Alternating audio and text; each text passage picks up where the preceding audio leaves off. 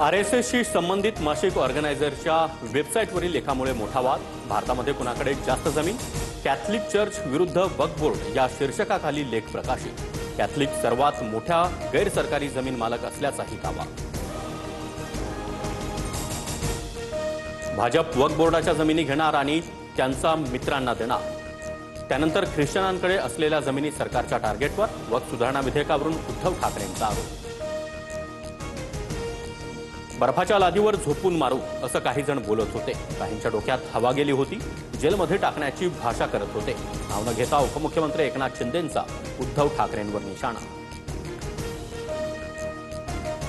शिवसेना फोडायची आणि मोदींच्या पायात नेऊन ठेवायची, हाच एकनाथ शिंदेंचा डीम प्रोजेक्ट। संजय राऊतांचा जोरदार हल्ला।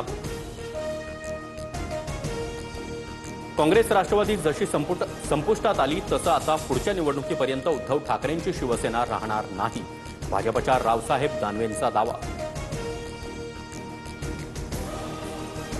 बारामतीत एकाला बेदम मारहाण, व्हिडिओ सोशल मीडियावर व्हायरल। तर असे प्रकार खपवून घेणार नाही, यापुढे मकोका लावेल, अजित पवारांचा सज्जड दम।